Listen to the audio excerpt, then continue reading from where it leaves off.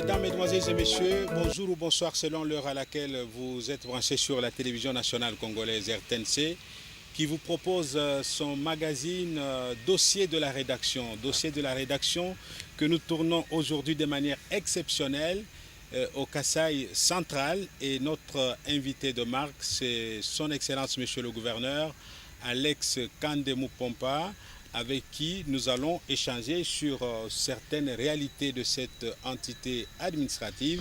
Nous évoquerons également en passant quelques questions d'actualité. Mais avant toute chose, mesdames et messieurs, pour ceux qui ne le connaissent pas, Alex Kandemou Pompa est né le 23 septembre 1950. Il est marié, père de 3 enfants, détenteur d'une licence et d'une maîtrise en sciences économiques appliquées de la faculté universitaire de Mons en Belgique, élu gouverneur de l'ex-province du Kasaï occidental en décembre 2013 par 44 députés provinciaux sur 47 présents dans la salle ce jour-là, soit 93% de suffrages exprimés. Il a pris ses fonctions en février 2013, soit à ce jour le 21 juillet 2015, date de tournage de cette émission, 2 ans et 5 mois de règne à la tête de la province de l'ex-Kasaï occidental. Son mandat a été placé sous le signe de réhabilitation de routes et de dessertes agricoles, la desserte en eau potable, mais aussi en électricité. Auparavant, Alex Kandemou Pompa a été élu député national en 2006 et 2011 dans la ville de Kananga où il a battu pour la première fois dans l'histoire de cette province, de cette ville, la campagne électorale à l'américaine. Analyste financier, Alex Kandemou Pompa fut directeur à la SOFIDE, puis conseiller et directeur de cabinet dans plusieurs ministères, notamment à l'économie, au plan et aux finances. De 1997 à 2002, il s'installe à Niamey, au Niger, et à Ouagadougou, au Burkina Faso, comme administrateur directeur gérant de la société de téléphonie cellulaire Telecel, avant d'assumer à Johannesburg, en Afrique du Sud, au sein de la même société, les fonctions de directeur du projet Afrinet pour la création d'un réseau africain d'Internet. De retour au pays en 2003, il est directeur de cabinet au ministère du Budget, dirigé à l'époque par François Mwamba Tchishimbi.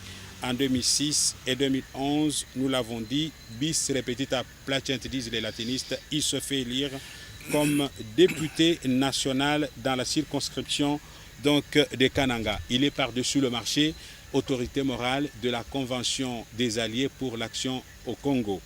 Donc c'est avec cet invité de marque que nous allons tourner cette émission qui nous a conduit ici au Kasaï central et qui nous conduira, le cas échéant, dans d'autres provinces pour nous imprégner des réalités de province de la République démocratique du Congo.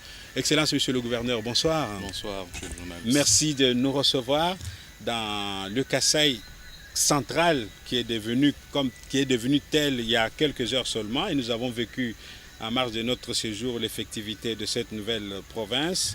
Lorsque vous avez pris vos fonctions, je l'ai dit tout à l'heure, il y avait plusieurs défis devant vous, notamment l'éternel conflit entre les institutions provinciales, le problème d'eau qui ne coulait presque plus au robinet, mais aussi l'électricité.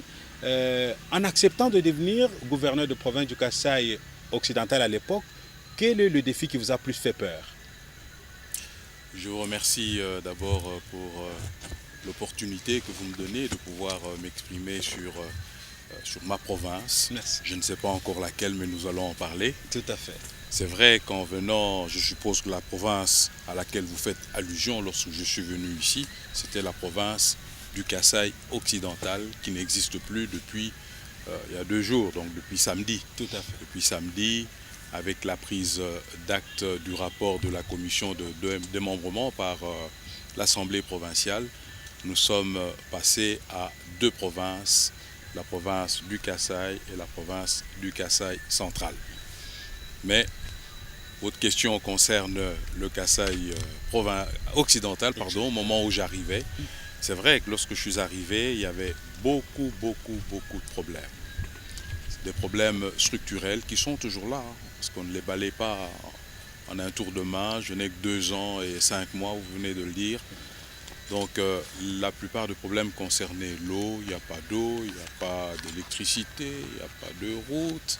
Donc énormément de problèmes et pas de ressources dans cette province. Moi je l'ai accepté, le chef de l'État m'a fait confiance, je lui dis encore merci aujourd'hui. J'ai accepté parce que j'ai la passion de cette province. Je me suis dit, autant y aller, autant s'attaquer à ces problèmes et apporter tant soit peu quelques solutions à mes compatriotes du Kasaï occidental à l'époque. Maintenant, je suis prêt à entrer en détail avec vous sur tout ce que vous voudrez qu'on puisse déblayer comme problème. Exactement. Alors, je voudrais vous citer ici, Excellence Monsieur le Gouverneur, lorsque vous avez pris vos fonctions, vous avez fait la première déclaration, je cite un extrait, « Les miracles ne se font pas en un jour. Nous allons faire des diagnostics et entreprendre des actions urgentes qui peuvent permettre de changer positivement la situation de notre province. » Fin des citations. Alors, s'agissant des diagnostics, il y a ce que j'ai évoqué en avant-propos, ce conflit entre les institutions provinciales. Avant vous, il y a eu, je crois, 2 gouverneurs qui sont tombés par des motions de défiance. Et vous-même, vous avez échappé à 3 motions de défiance, à ce que je sache. Quel a été votre secret à ce jour pour stabiliser tant soit peu politiquement les institutions provinciales? Si je comprends bien, dans votre question, il y a 2 volets. Oui. Il y a d'abord les relations entre institutions de la province. Les 2 institutions, c'est l'Assemblée provinciale et le gouvernement provincial. Ensuite, il y a la stabilisation de la vie politique dans la province.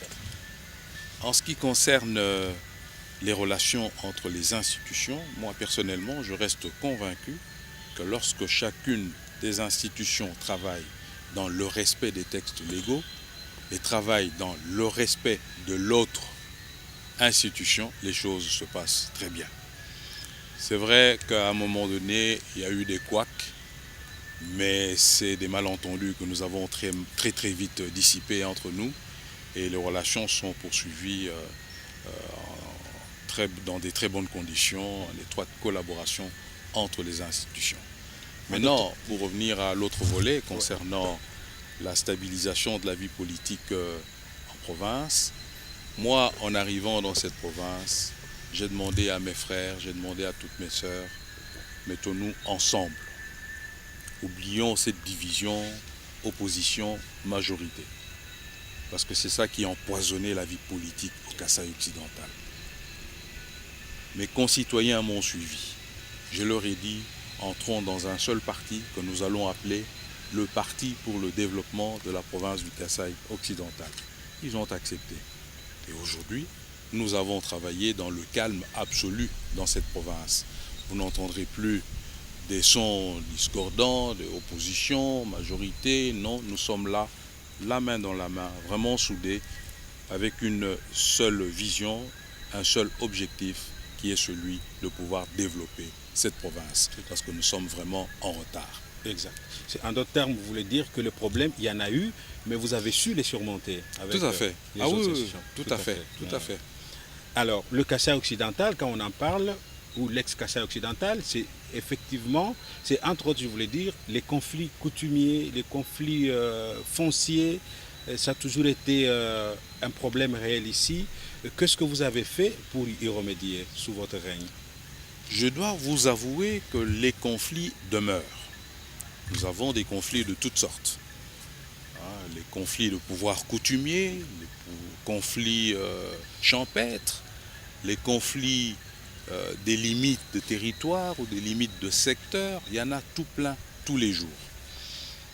C'est vraiment dommage parce que ça demande que le gouvernement dépense beaucoup d'argent qu'il pouvait utiliser au développement de la province.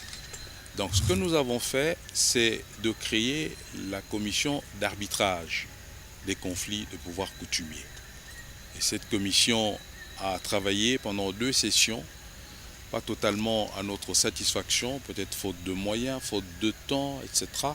Mais c'est ça une des solutions, c'est un des outils pour aider le gouvernement provincial à pouvoir laisser cette partie-là de conflit entre le pouvoir coutumier, parce que la commission elle est composée de beaucoup de chefs coutumiers. Donc eux, ils nous aident à déblayer le terrain, ils se déploient un peu partout où il y a des problèmes, et lorsqu'ils reviennent, avec mon ministre de l'Intérieur et tout le gouvernement, nous reprenons la synthèse et là on résout facilement les problèmes. Là où il y a des urgences, nous intervenons nous-mêmes directement. Souvenez-vous que la semaine dernière, je ne sais pas si vous étiez déjà ici, j'ai dû envoyer mon ministre de l'Intérieur à Dibaya, où 2 villages voisins s'entretuaient malheureusement, et la population fuyait la contrée. Le ministre est arrivé, il a pu mettre les 2 ensemble, il a pu les réconcilier. Donc là, nous n'avons pas attendu la commission d'arbitrage. Moi-même, j'ai fait la même chose l'année dernière à Demba.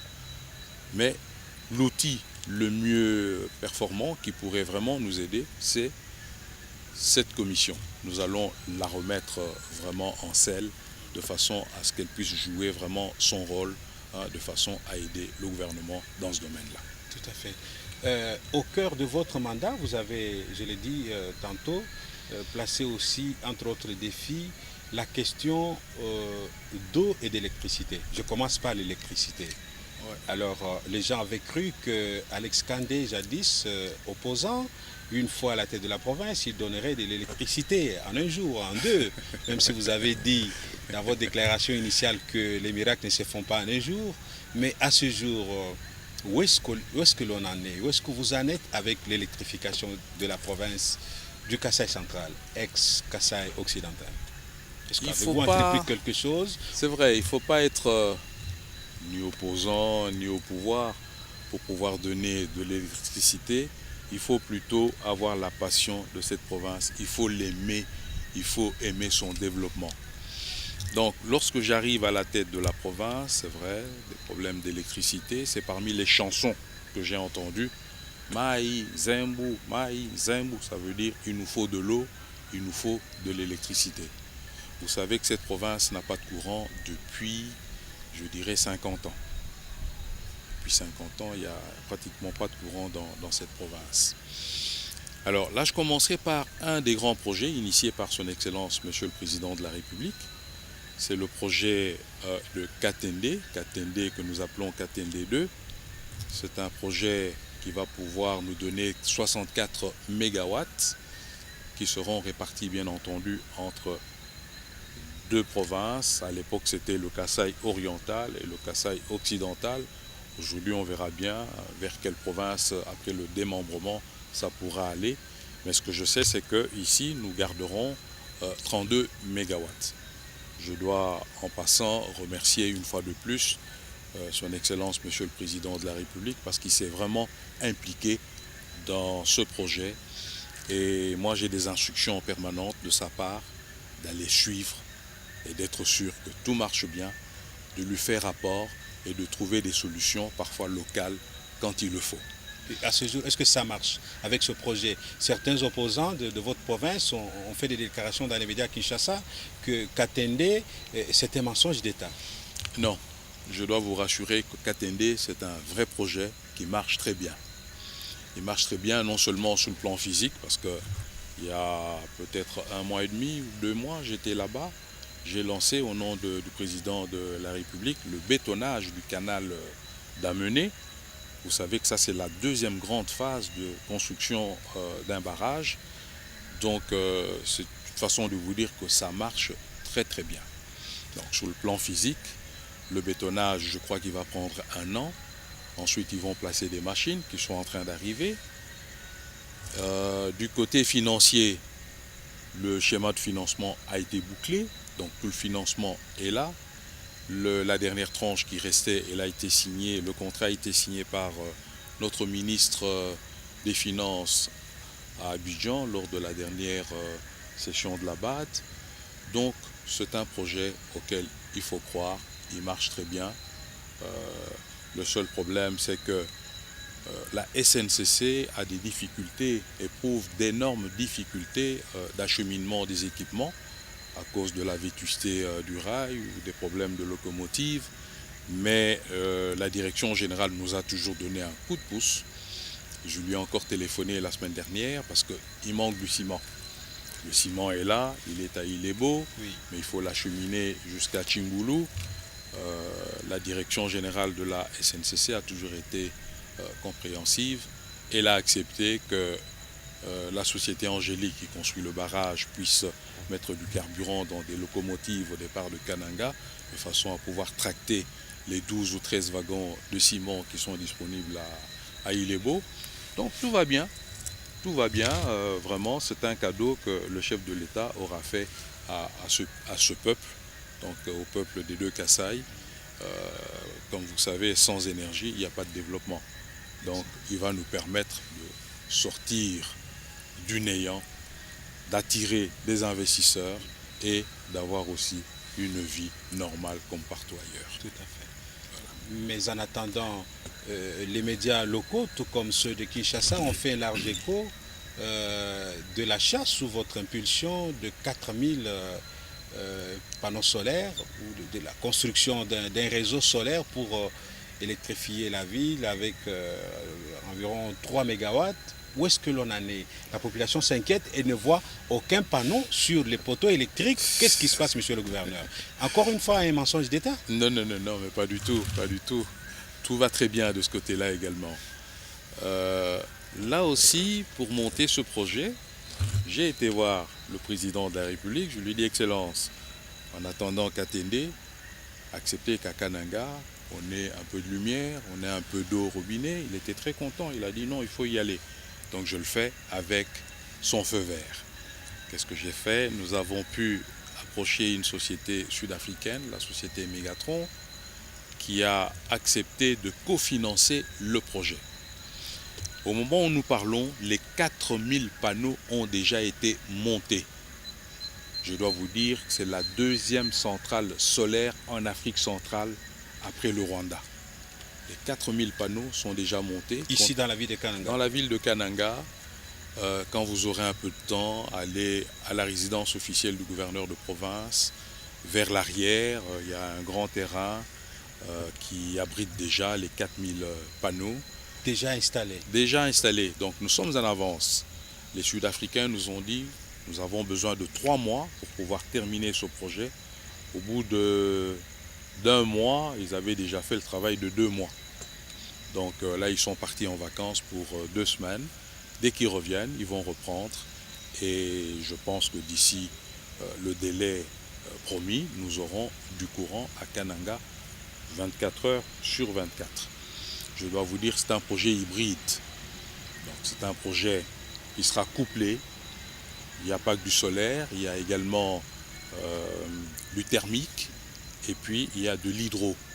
Au total, ça va nous faire à peu près 5 à 6 mégawatts, alors que les besoins de la ville de Kananga sont de 1,5 mégawatts. Ça veut dire quoi? Ça veut dire qu'en attendant qu'Atendé, il y aura encore un début de légère industrialisation de la province. Tout à fait. Alors, l'autre problème jumeau, c'est l'eau.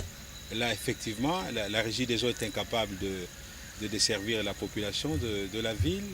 Et on a vu à un certain moment des mamans aller puiser de l'eau dans des rivières qui environnent la ville et de les vendre.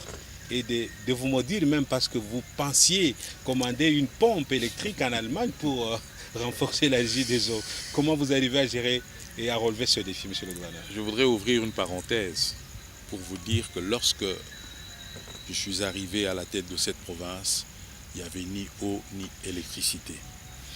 Avec le programme d'action du gouvernement, nous nous sommes efforcés pour avoir 6 heures de courant par jour et 4 jours d'eau courante par semaine. Et c'est là... Ça se fait jusqu'au moment où nous tournons cette émission. Depuis que vous êtes à la tête de la province. Jusqu'au moment où nous parlons, ça se fait. Ça a été un peu réduit. Je crois que nous n'est plus à 6 heures. On doit être à 5 heures de courant.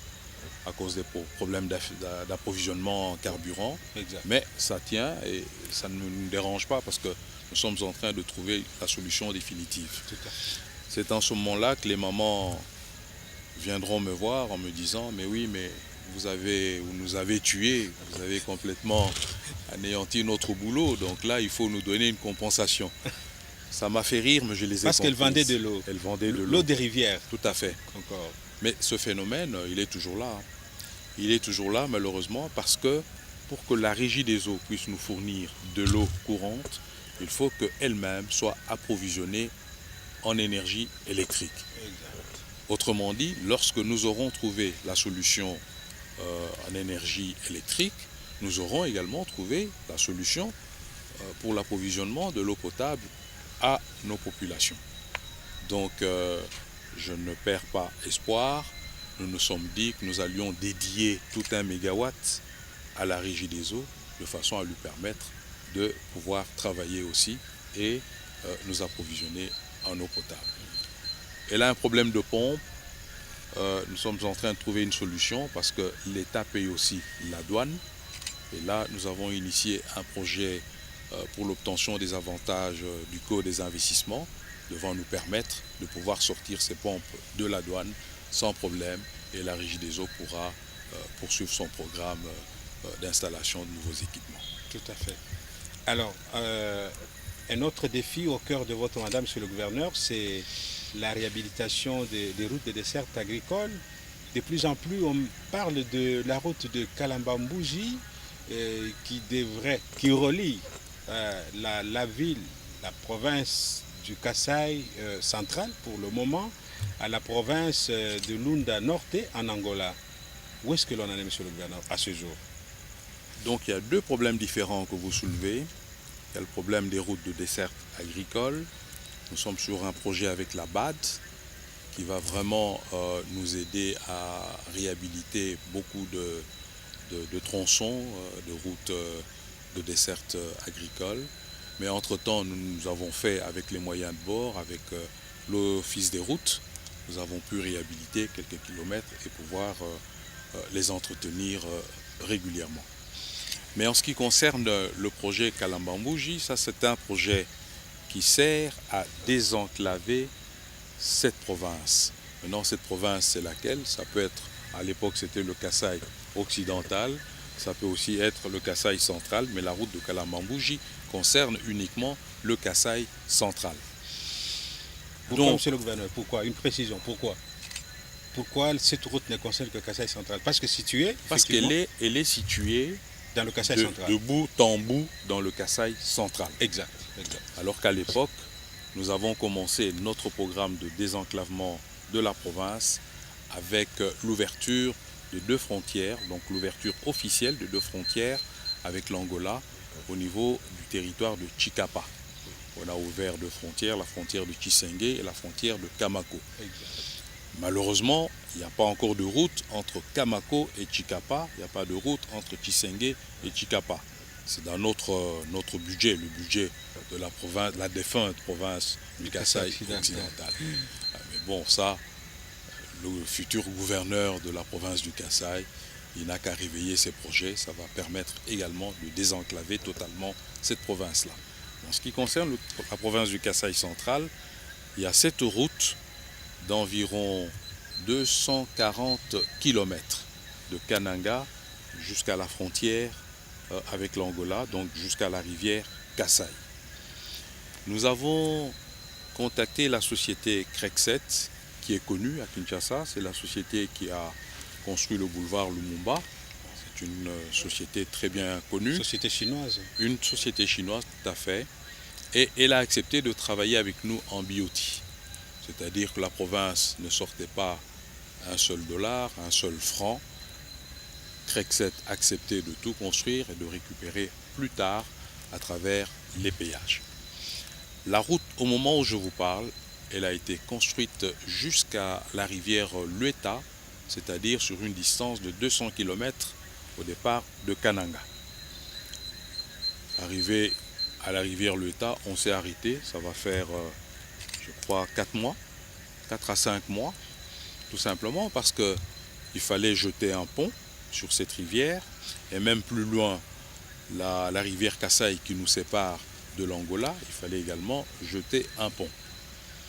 Là, les équipements commandés sont restés sous douane à Lobito pendant 7 mois. Les Angolais, nos frères angolais, nous réclamaient les droits de douane qui se chiffraient à plusieurs millions de dollars. Qu'est-ce que j'ai fait? Je suis allé toquer à la porte du président de la République. Je lui ai expliqué le bien fondé de ce projet. Le président a très vite compris et il nous a donné un coup de pouce formidable. Je dois lui en dire encore merci aujourd'hui. Donc le président a contacté son homologue angolais, le président Eduardo dos Santos, qui a à son tour donné des instructions pour que tous les équipements commandés pour la province du Kasaï occidental à l'époque sortent en exonération des droits de douane. Au moment où je vous parle, j'étais en Angola il y a 2 semaines avec mon frère, le gouverneur de la province de Lunda Norte, le docteur Ernesto Mangala. Nous sommes allés tous les deux au niveau de la frontière faire l'inspection des équipements qui étaient arrivés, qui étaient déjà sur le site. Oui.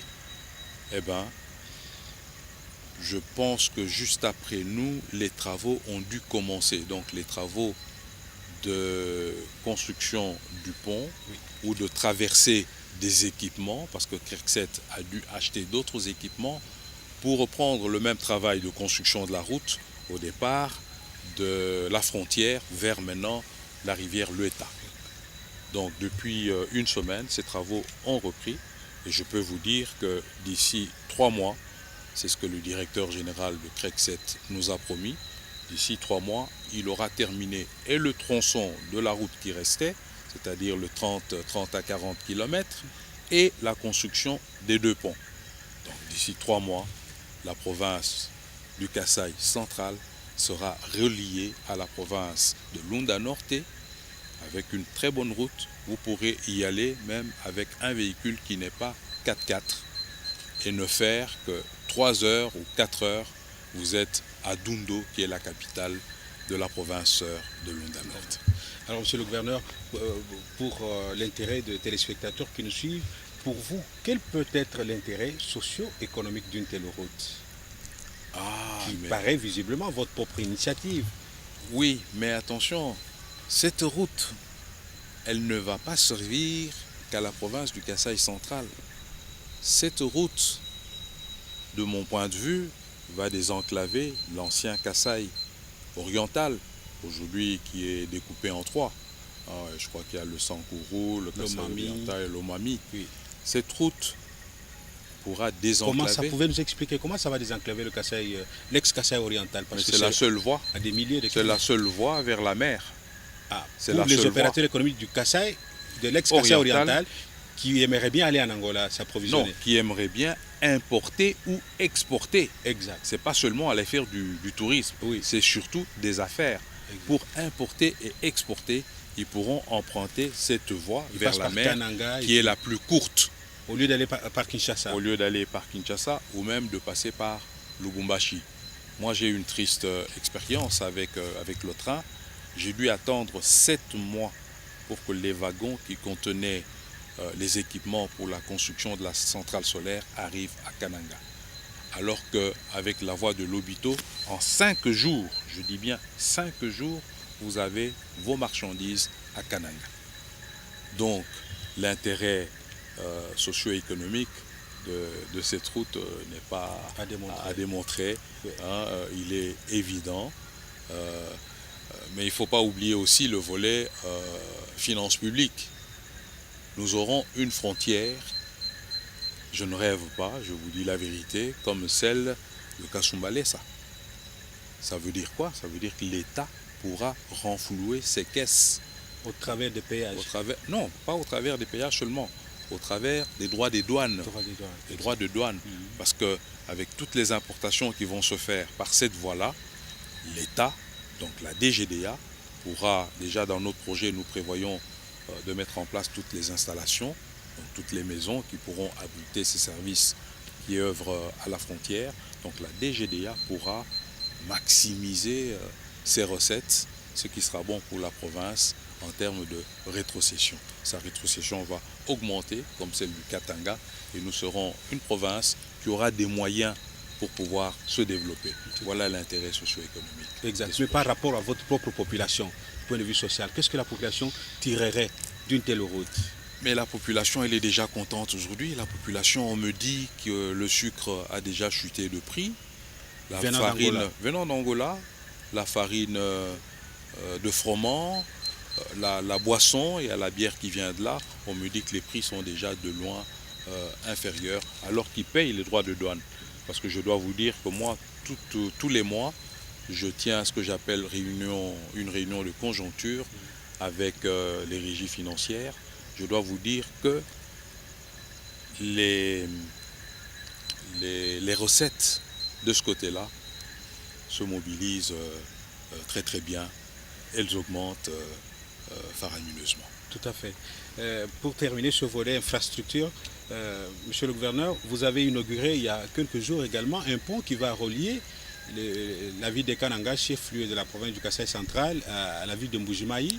Est-ce que vous pouvez nous dire d'où sont venus les fonds, Monsieur le gouverneur? Parce que Kananga, visiblement, le Kasaï central n'a pas beaucoup de recettes, à part le diamant de joaillerie de Chikapa qui ne rapporte pas grand-chose. D'où viennent ces recettes? Oui, mais ce n'est pas le premier pont que nous réhabilitons. Nous avons déjà réhabilité pas mal de ponts. D'abord avec les recettes provinciales, mais surtout avec l'appui du FONER. Oui. Mais en ce qui concerne le pont Mwanzangoma, c'est celui auquel vous faites allusion. Exact. Là, je dois vous avouer que nous avons eu l'appui de la BCDC. J'ai un ami, M. Yves Kuipers, qui est le directeur. La Banque commerciale du Congo. J'ai un ami, M. Yves Kuipers, qui est l'administrateur délégué de la BCDC, de la Banque commerciale, qui était en mission de service à Kananga. Nous sommes en train de prendre le petit déjeuner chez moi. Je lui parle de mes problèmes, etc. Je lui parle de ce pont qui venait de se casser, alors que c'est sur la route nationale, etc. Yves me dit, je vais t'aider. Je te donne les fonds pour réhabiliter ce pont. Le lendemain, il a décaissé les fonds que j'ai mis à la disposition de l'Office des routes. Et 15 jours après, notre pont était là, très bien fait, très bien réhabilité. J'en profite pour dire encore un très grand merci à mon ami Yves Kuipers et un grand merci aussi à l'Office des routes qui a bien travaillé. En tout cas, c'est une première dans le Kasaï de voir la BCDC financer une œuvre de ce genre. C'est une vieille banque, mais en fait, dans l'histoire du Kasaï occidental, on ne connaît pas beaucoup de réalisations de ce genre. Je dirais que relations personnelles jouent quand même. C'est pas plus la banque, c'est plus les relations. Les relations personnelles. Voilà. Ah, donc, c'est très bien. Alors, on va ouvrir notre chapitre, Monsieur le gouverneur. C'est le transport en commun. Encore une fois, les médias du Kasaï occidental, à l'époque, et même à Kinshasa, on a parlé des bus achetés pour la circulation des Kanangaises et Kanangais, mais aussi des motos à 3 roues. Visiblement, ça traîne, Monsieur le gouverneur, même si quelques heures avant le tournage de cette émission, j'ai appris que vous allez mettre ces bus en circulation. Pourquoi avoir attendu si longtemps? Est-ce que les bus sont là?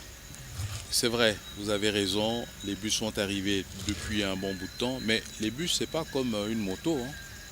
C'est pas comme un véhicule léger, on se lève le matin, on entre dedans et on circule. Non, les bus, c'est toute une entreprise à mettre en place. Il a fallu engager des chauffeurs, les engager dans une procédure transparente, il a fallu trouver des receveurs, il a fallu trouver ce qu'on appelle des lanceurs, il a fallu les former, mettre en place la société, la créer d'abord et puis la mettre en place. Donc, ce n'est pas une mince affaire. Tout cela a été fait et j'ai reçu une toute dernière mission des Chinois qui nous viennent en appui ce week-end. Ils sont partis, je crois, samedi. Après avoir passé 3 semaines. Ils sont partout finalement les Chinois. Qu'est-ce qu'ils viennent faire dans les bus, Monsieur le gouverneur? Il faut compter avec les Chinois pour le développement de nos pays. Exact. Il faut compter avec eux. Oui. Si vous voyez ce qu'ils font en Angola, vous serez vraiment étonné. Vous direz bravo les Chinois. Il faut savoir comment les attirer, par quelle magie attirer leurs fonds Exact. pour qu'ils viennent vous aider. Exact. Et là aussi, c'est un prêt chinois. C'est un prêt chinois. Donc nous avons acquis 30 bus qui ne sont pas encore opérationnels. Nous voulons les lancer. Après la commission qui est passée, qui les a répartis à raison de 15 pour la province du Kasaï et 15 pour la province du Kasaï central, nous demanderons au futur gouverneur de veiller au paiement du service de la dette. Parce que quand on s'endette, il faut pouvoir rembourser. Ce n'est pas la dette d'Alex Kandé de toute façon. Non, elle est provinciale. C'est un projet accepté par l'Assemblée provinciale. C'est un projet qui est passé par le gouvernement provincial. C'est un projet qui est dans le budget. Donc ce n'est pas un projet personnel, c'est un projet provincial. Tout à fait. Donc les 30 bus sont là. L'opération de recrutement, de formation, etc. elle est terminée. La boîte est prête. Les bus peuvent être lancés à tout moment. Ils peuvent être mis en exploitation à tout moment. Maintenant, vous me parlez également des tricycles, donc des motos à 3 roues. Oui. Là, ce n'est pas une acquisition de la province après avoir décaissé des fonds. Non, c'est un don. C'est un don d'un opérateur indien fait à la province du Kasaï occidental via la personne du président de la République. On a reçu en audience lorsqu'il était en Inde, je crois, il y a 4 ou 5 ans, qui a gardé un bon souvenir. C'est quelqu'un qui compte exploiter nos forêts. Nous sommes la seule province qui n'a pas d'industrie d'exploitation forestière. C'est quelqu'un qui aime la province et qui a dit « je fais ce don à la province ». Lorsque j'étais en Inde, j'ai rencontré la personne. Elle m'a dit « je vous donne 100 motos à 3 roues pour la province ». Lorsque je suis retourné, la même personne m'a dit « ce n'est plus 100, c'est 108 ». J'avais annoncé 100 à mes compatriotes. Je suis revenu leur dire « ce n'est plus 100, c'est 108 ». Alors, ces motos sont déjà arrivées à Kinshasa. Malheureusement, nous n'avons pas suffisamment de ressources pour pouvoir les transporter vers Kinshasa. C'est un problème de temps. Nous allons le faire progressivement vers Kananga, pardon.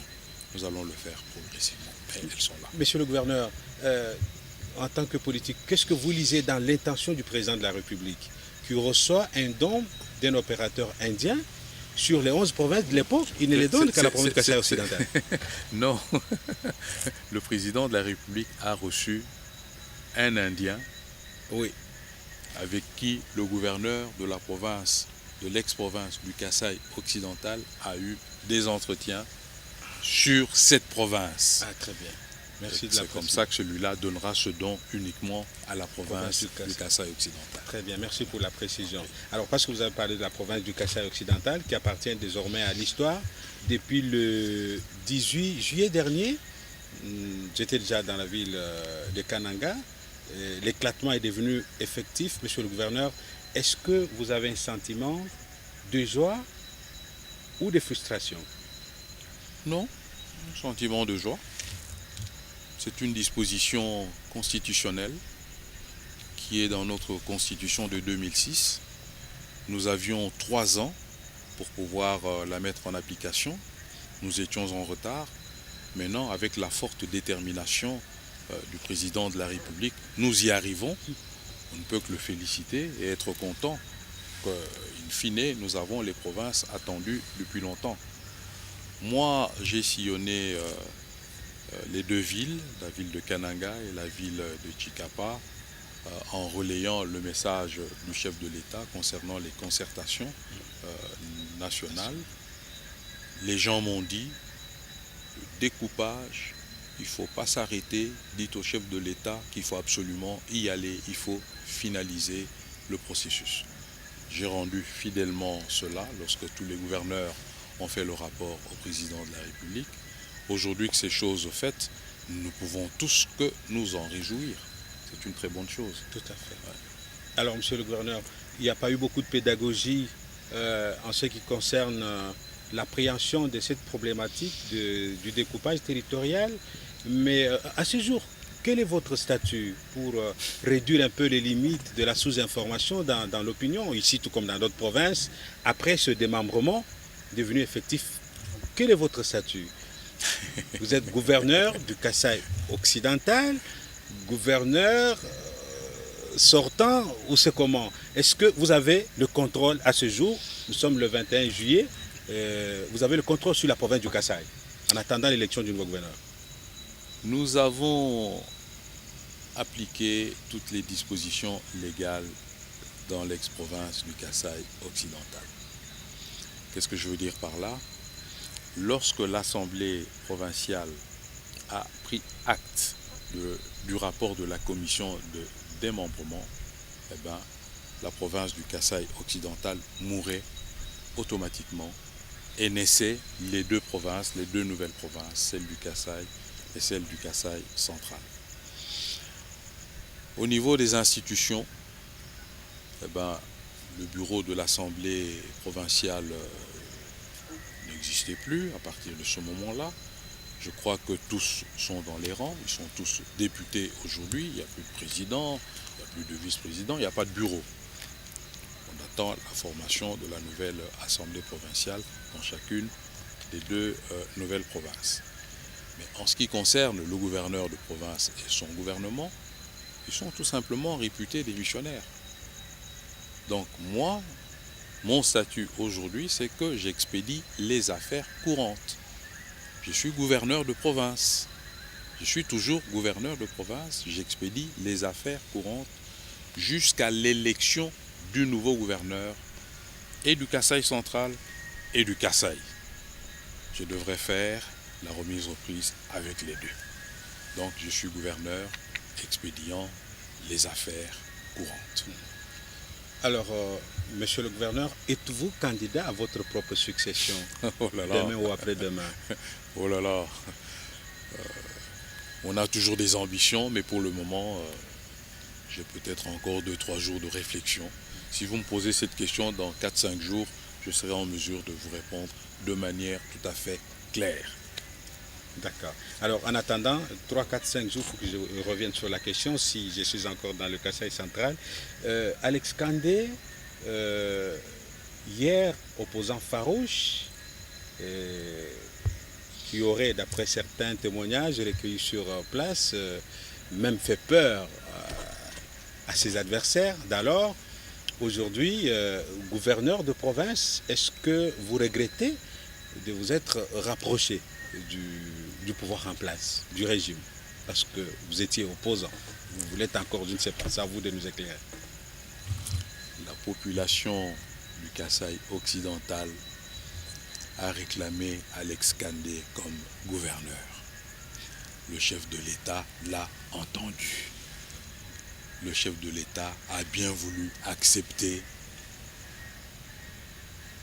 ce que la population lui demandait. Donc, moi je ne peux que dire merci au chef de l'État. Vous savez, on n'est pas là lorsqu'on veut développer sa province, c'est pas parce qu'on est opposant, parce qu'on est au pouvoir, c'est parce qu'on aime sa province profondément et c'est parce qu'on est vraiment déterminé à pouvoir la développer.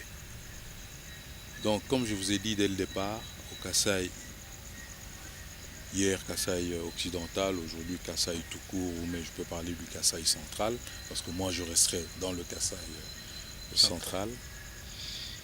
Lorsqu'on construit un pont, lorsqu'on construit une route, il n'y a pas de route ni de pont pour la majorité, il n'y a pas de route ni de pont pour l'opposition. Il y a de routes et de ponts pour tous les citoyens, pour toute la population. Et lorsque vous dirigez une province, moi c'est mon point de vue, essayez de vous démarquer de tout ça, ayez comme vision le développement de la province.